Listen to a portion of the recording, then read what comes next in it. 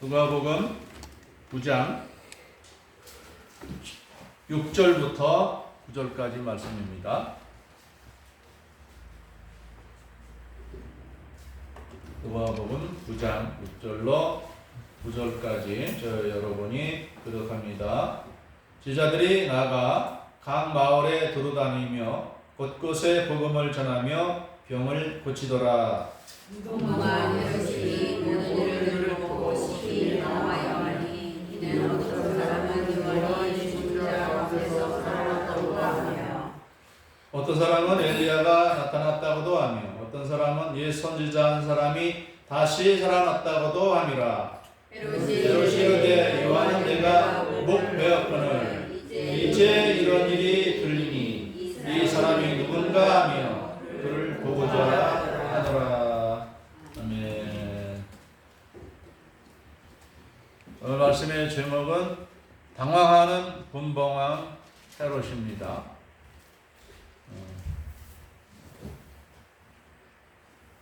예수님 당시에 예수님이 주로 활동하던 그 지역 갈릴리와 베레아 일대를 통치하는 분봉왕 헤롯이 있었습니다.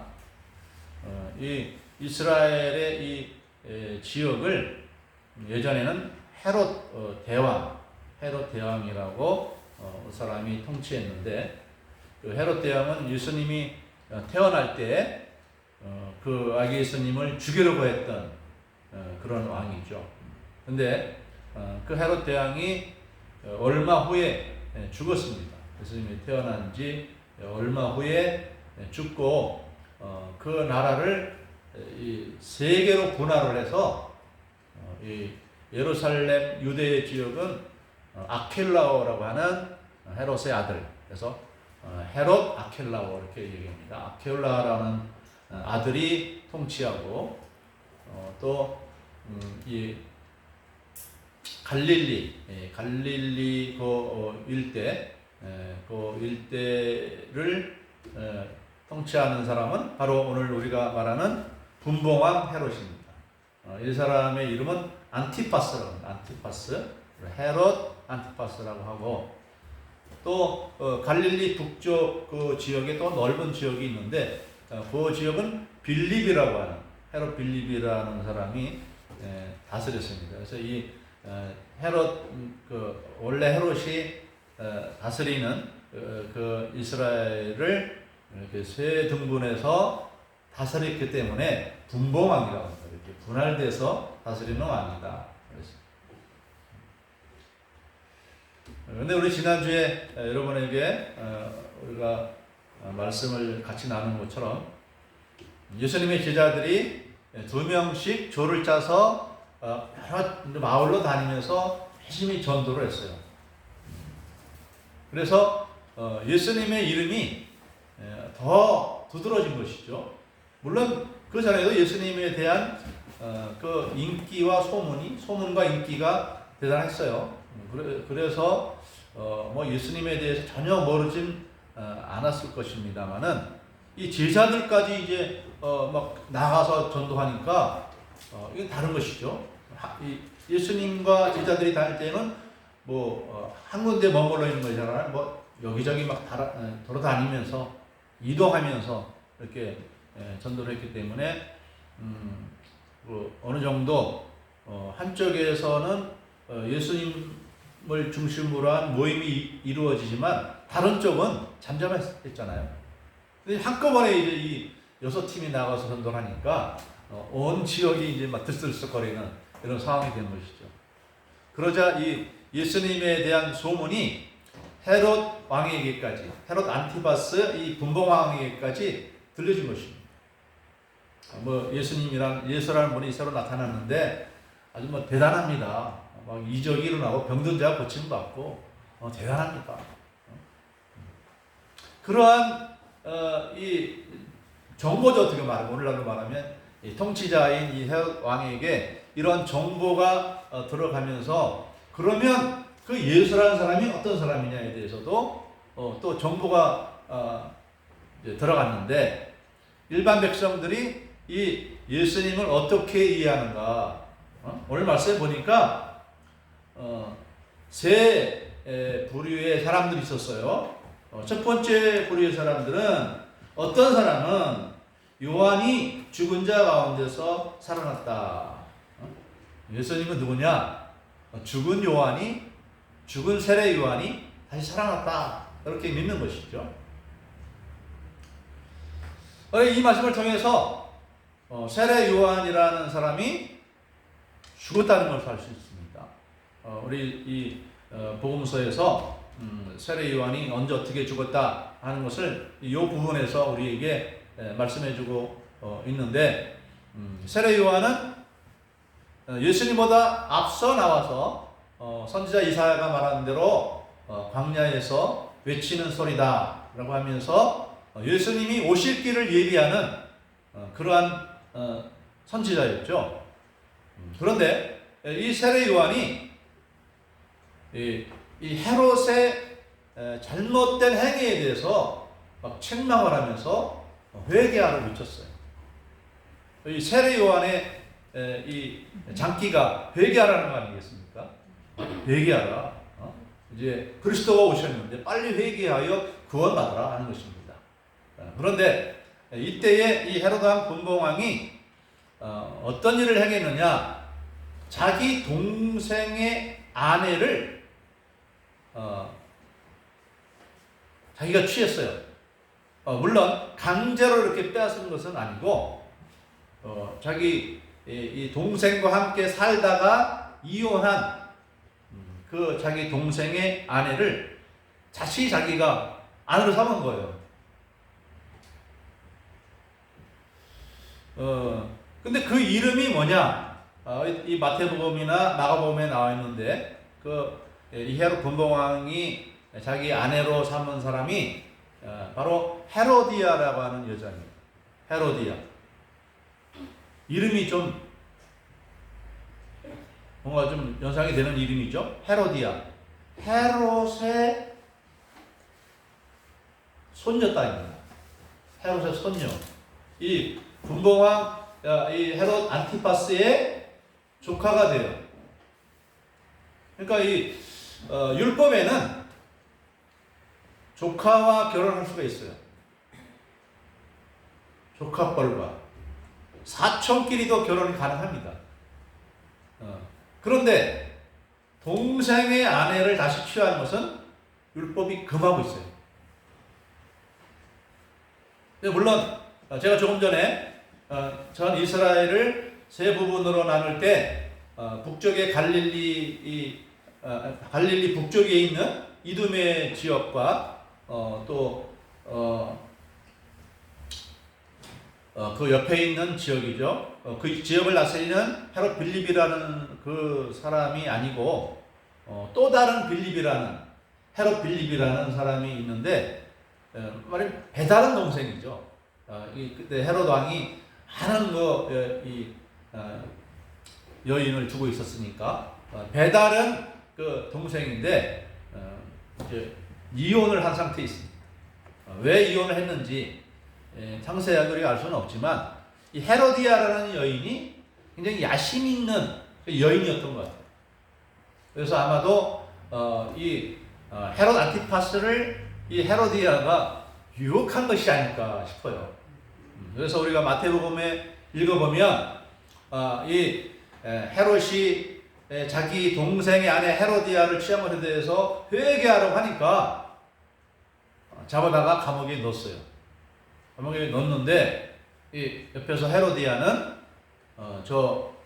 세례요한을 죽이라고 감히 어떻게 왕의 결혼에 대해서 자기가 왈가부하느냐 죽이라고 그렇게 했는데 헤롯 이 왕은 어느 정도 좀 그래도 양심이 있는 그런 왕이었던 것 같아요. 비록 자기의 잘못에 대해서 책망을 하지만 하나님의 선지자라고 믿고 있었기 때문에 감히 죽이지 못한 거예요. 그래서 우리가 그 마가복음을 읽어보면 이제 그런 부분이 나옵니다.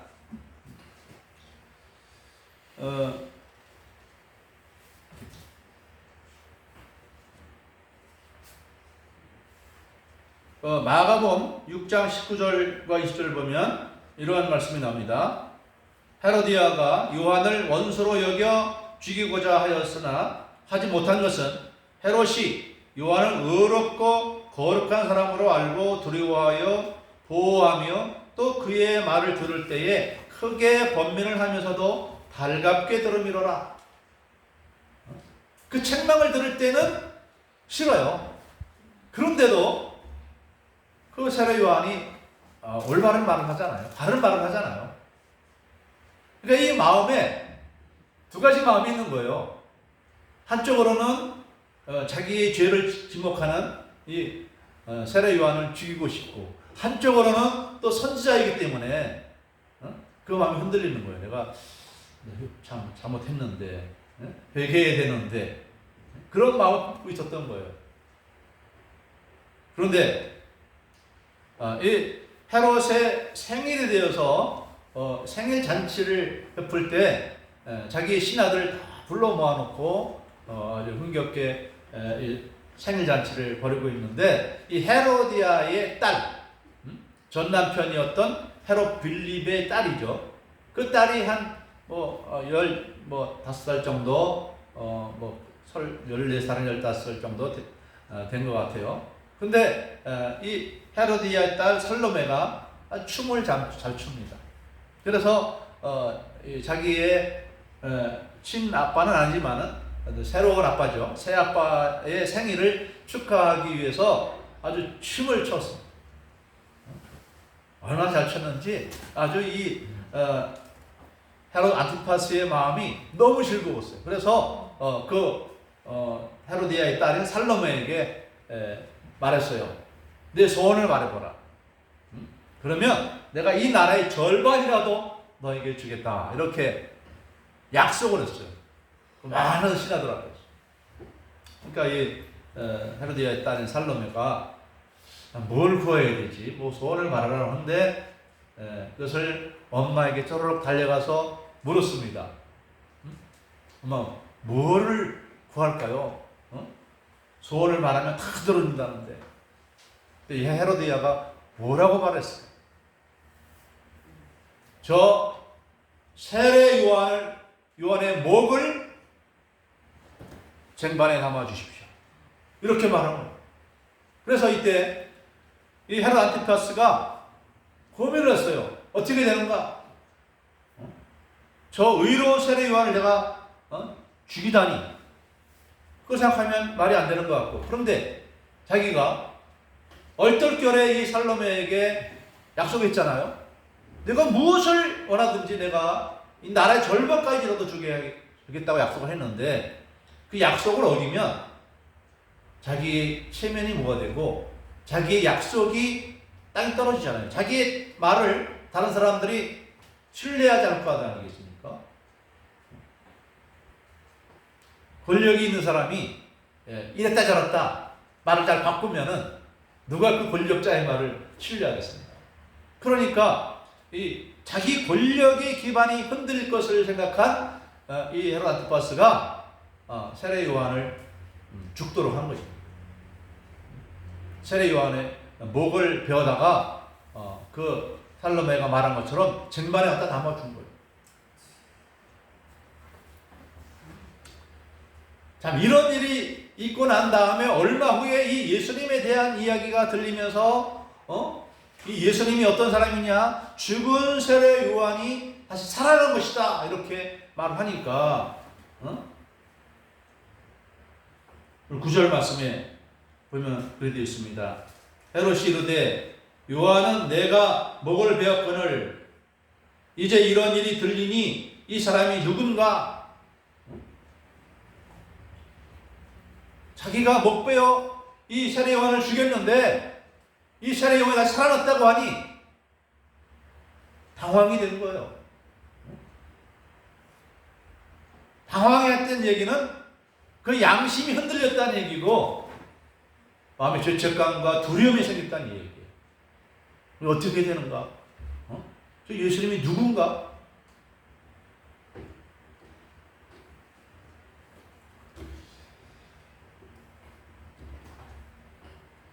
또 이 예수님에 대해서 어떤 사람들은 말하기를 엘리야다 이렇게 말하는 사람도 있어요. 엘리야다. 말라기 5장 6절에서 보면 4장 5절 6절에서 보면 이렇게 되어 있습니다. 보라 여호와의 크고 두려운 날이 이르기 전에 내가 선지자 엘리야를 너희에게 보내리니 그가 아버지의 마음을 자녀에게로 돌이키게 하고 자녀들의 마음을 그들의 아버지에게로 돌이키게 하리라. 돌이키지 아니하면 들었거든 내가 와서 저주로 그 땅을 칠까 하노라. 마지막 때에 메시아가 오기 전에 엘리야가 먼저 와서 사람들의 마음을 하나님께로 돌이키게 하는 그런 일을 할 터인데 바로 세례 요한이 그런 엘리야다 이 말입니다. 왜? 회개하라고 하니까. 회개해서 이스라엘 사람들의 마음을 하나님께 돌리는 그런 사람이기 때문에 엘리야다 이렇게 말하는데 이 사람은 원래 세례 요한인데 예수님은 이 마지막 때에 온 엘리야가 바로 세례 요한이다 이렇게 말했어요.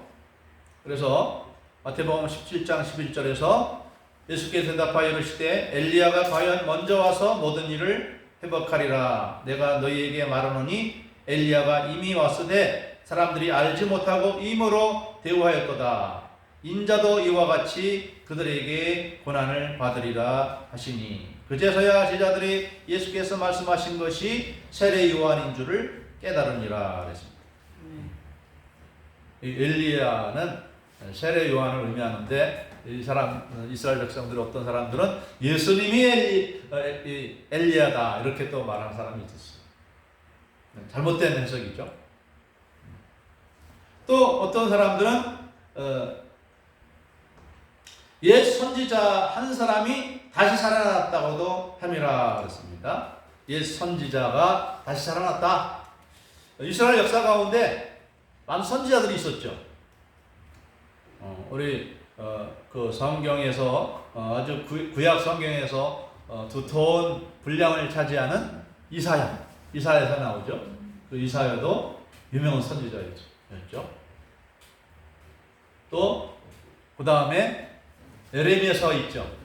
에레미야도 유명한 선지자였고 또 어떤 선지자가 유명할까요? 에스겔, 또 다니엘, 또 다윗 시대의 유명한 선지자는 누구였죠? 사무엘 선지자 있어요. 사무엘 선지자. 또 그 이전에 이스라엘 백성들을 애굽에서 이끌고 나온 선지자는 누굽니까? 모세죠. 모세. 예수님을 통해서도 엄청난 이적이 많이 나타났기 때문에 모세를 이야기할 수도 있고요.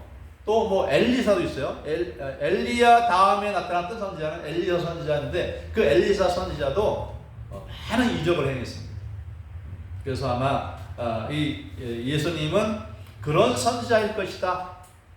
아직도 이들은 예수님이 하나님의 아들인 줄을 모르고 있는 것이죠. 아무튼 예수님이 이 땅에서 많은 사람들의 질병을 고쳐주면서 또 귀신 들린 사람을 온전하게 해주면서 능력 있게 이 복음을 증거할 때에 많은 사람들이 환영하고 기뻐했지만 아직까지는 하나님의 아들인 줄을 모르고 살아가는 그런 상황이 있었습니다.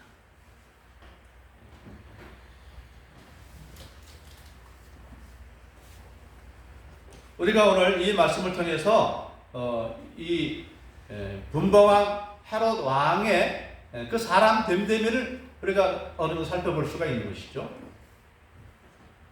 이 사람이 마치 구약 시대에 이 북이스라엘의 아합 왕과 같은 그런 사람이었던 것 같아요. 아합 왕. 이 아합 왕도 비교적 양심적인 사람이었어요. 비교적.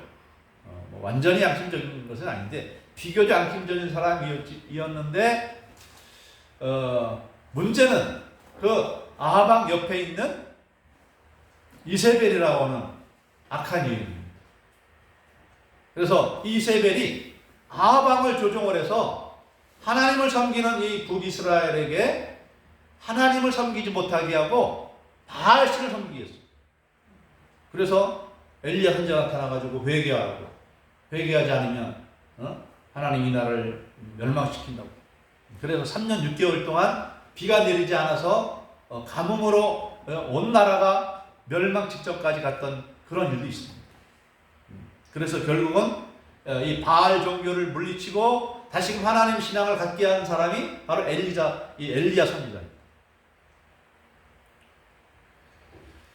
근데 이 헤롯 안티파스도 좀 그거 비슷한 경우죠. 이 사람은 이 세례 요한에 대해서 그가 의로운 사람이고 선지자라고 생각했기 때문에 비록 저를 감옥에 가두긴 했지만 죽이기는 두려워하는 거예요. 죽이기는 두려워하고 그가 회개하는 말을 할 때마다 자기 마음 흔들린 겁니다.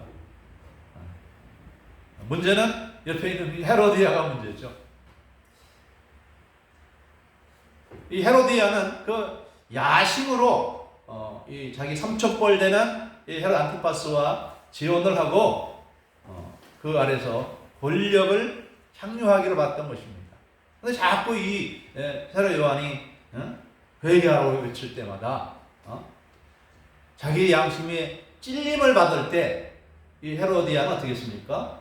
양심을 따르지 않고 분노해서 저 세례 요한을 죽이려고 했던 것이고 결국 죽이고 말던 것입니다. 그래서 하나님이 우리 사람들에게 이 복음을 증거할 때 양심 있는 사람들에게 이 복음이 그 마음에 들려지고 믿어지는 것입니다. 하나님은 양심을 통해서 사람에게 복음을 알려주십니다. 그런데 그 양심이 우리 모든 인간에게 다 있죠. 양심이 없는 사람들 없어요. 다 있어요. 없는 사람도 있어요. 네. 다 있는데 없는 사람은 누구냐? 양심이 다 있는데 없는 사람은 누구냐? 양심이 자기에게 자극될 때에 회개하지 않고 분노하는 거. 이 사람 양심이 있는데 없어지는 거예요. 있는데 없어지는 거예요. 왜? 양심을 찌르면 화가 나잖아요. 응? 어떤 사람, 양심이 없는 사람은 어떤 사람이 양심을 찌르면 화를 내. 이런 사람은 양심이 이제 화인 맞았다는 거예요. 양심이 있는데 양심이 화인 맞아서 그 반응을 회개함으로 나타나야 되는데 회개하지 않고 분노하는 것이죠. 이 헤로디아 같은 사람이 있고 또 이 오늘 우리가 거론한 이 헤롯 안티파스보다 더 악한 사람들이 있습니다. 이 사람은 어떤 사람들이냐면 바리새인과 대제사장들입니다. 바리새인과 대제사장도 어떤 사람들이었습니까? 당시에 종교 지도자입니다. 오늘날로 말하면 목사 신부예요. 목사들이나 신부들입니다. 이런 사람들이 예수님을 핍박하는 것입니다. 왜? 예수님이 양심을 찌릅니다. 이제 잘못됐다. 바리새인, 너희들은 겉은 화려하게 하고 있지만 속은 마치 무덤과 같다. 그래서 예수님은 바리새인들을 향해서 회칠한 무덤이라고 했어요. 겉으로는 하나님 말씀을 참 많이 알고 또 회당에서 가르치기도 하고 그런 사람들이지만은 마음에는 교만한 마음과 랍비라고 하는 그 율법 선생이라는 지위를 통해서 명예와 돈을 바란 거예요. 그리고 이 제사장들도 마찬가지입니다. 제사의 마음이 없고 재물의 마음이 있어요.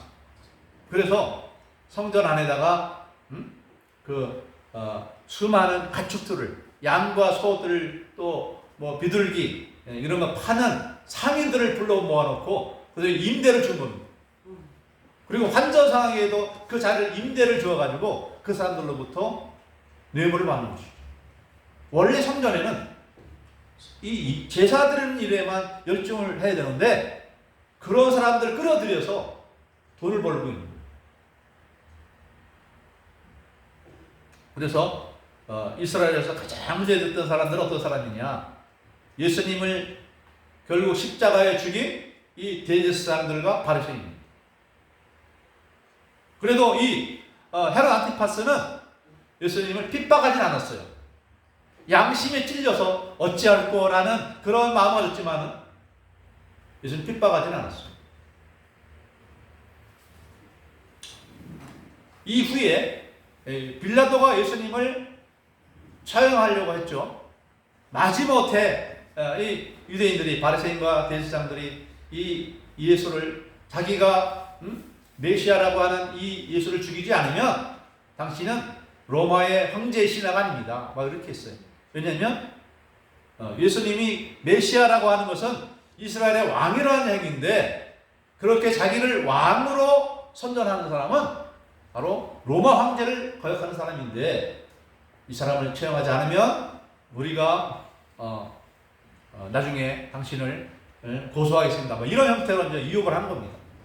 그래서 이 빌라도가 아주 골치 아프니까 이 예수님을 이 헤롯 안티파스에게 잠시 보내서 당신이 이 사람을 재판하시려고 그런 거예요. 그러니까 그럼 데리고 오너라. 그래서 예수님을 재판하려고 했는데, 뭐 예수님의 말이나 행동 속에서 헤롯 이 왕권에 대해서 도전한 말이 없어요. 한 적이 없어요. 헤롯 왕 잘못했다, 바리새인들 잘못했다고 그렇게 비판한 적이 있는데, 헤롯 왕에 대해서 비판한 적이 한 번도 없어요.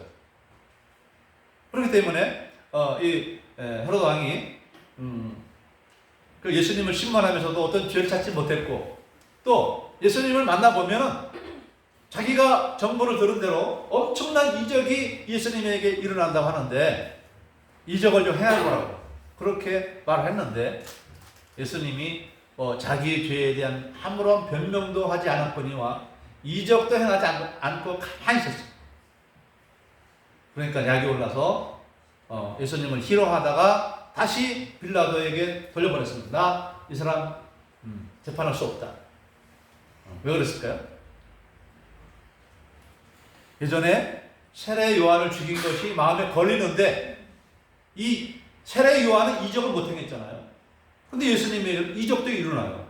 세례 요한보다 더 중대한 사람이라는 그런 느낌이 오는데, 이 사람을 자기가 또 죽였다가는 후환이 들었기 때문에, 세례 요한을 죽이고도 마음에 양심이 가책이 되었는데, 이 예수까지 죽이면 더 큰 가책이 올 것을 두려워해서 다시 빌라도에게 돌려보냅니다. 양심은 어느 정도 있지만 주변에 악한 사람들에게 이끌려서 결국은 자신도 그 예수님에 대한 복음에 자기 양심을 때릴 때에 그 앞에 회개하고 주님께 돌아오지 못하고 결국은 멸망의 길로 나아가고 말았습니다. 그래서 우리 예수님 사람들은 어떤 사람들이냐? 신앙 양심을 따르는 사람들입니다. 아멘. 말씀을 따르는 사람들이에요. 아멘. 우리 모든 사람들이 다 타락한 죄성을 가진 사람들입니다. 그래서 양심이 있으면서도 한쪽에는 또 죄성이 있어요. 누구나 다 세상의 부귀영화를 누리고 싶고 이 세상 쾌락을 누리면서 살고 싶어 하는 것이 모든 사람의 본성이에요. 저 자신도 그렇습니다. 열심히 기도하고 말씀 읽고 이렇게 살기보다는 그냥 부귀영화를 누리며 살고 싶어요. 그것이 우리 인간의 타락한 본성입니다. 그런데 우리 양심이 있고 또 한쪽에는 이 죄성이 있는데, 우리 하나님이 없는 사람, 복음이 없는 사람들은 우리 이 양심이 어디로 끌려가느냐? 자꾸 이 육체적으로 세상의 부귀영화를 꿈꾸는 쪽으로 기우는 거예요. 그런데 예수 믿는 사람들은 어떤 사람들이냐? 그거 안 된다. 멸망이 있다. 그런 마음을 따라가면 안 된다. 그래서 우리는 이제 하나님 말씀으로 옮겨가는데, 이건 누가 회방합니까?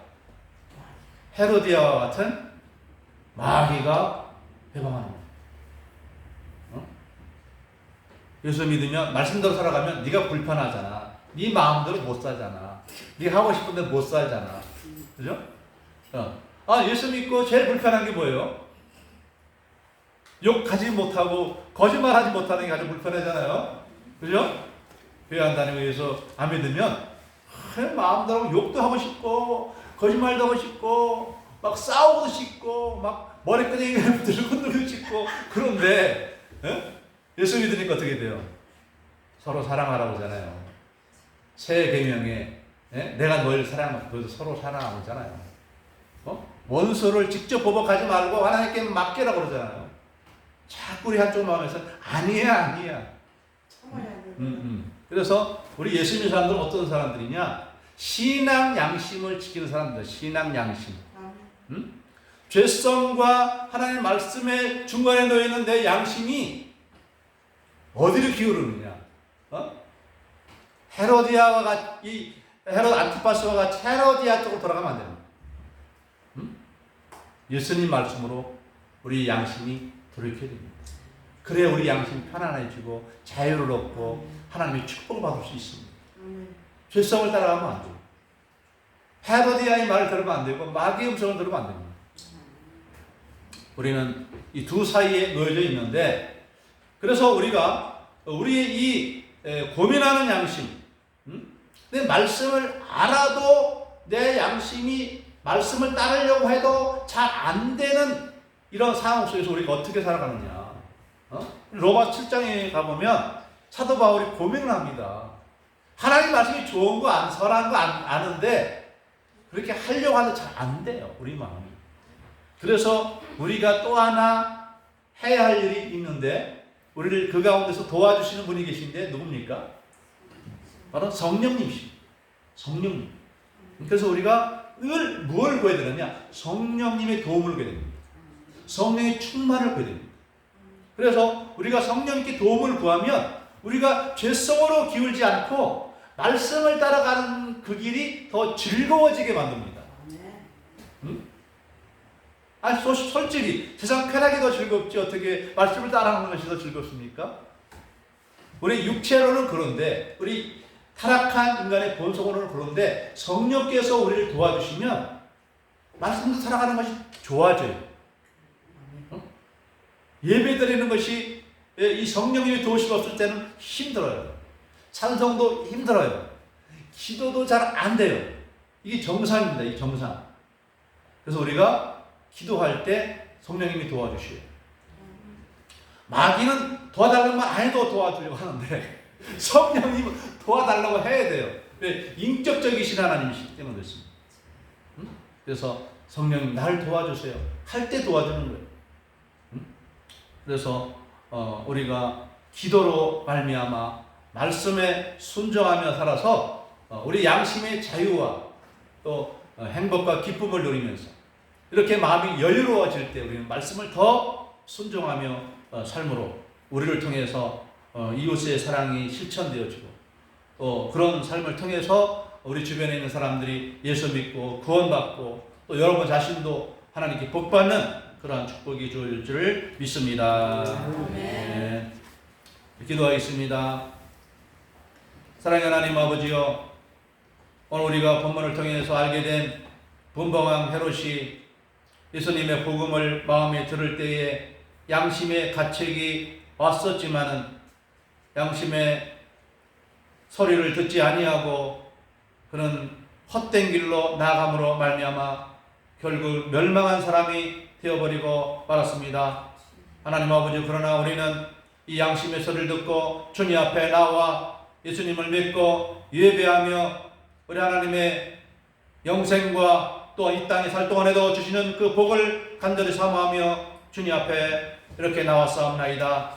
하나님 아버지여, 우리 양심을 붙잡아 주님 앞에 나온 저희들, 주님을 섬기며 주님의 말씀대로 살고자 하는 저희들에게 성령으로 말미암과 능력과 지혜를 주셔서 말씀 순종의 삶에 성공하고 또 그러므로 우리에게 주시는 마음의 평강과 행복과 즐거움을 날마다 누리며 살아가는 그런 저희들 다 되도록 도와주시옵소서. 감사드리오며 우리 주님 예수님의 이름으로 간절히 기도드리옵나이다. 아멘.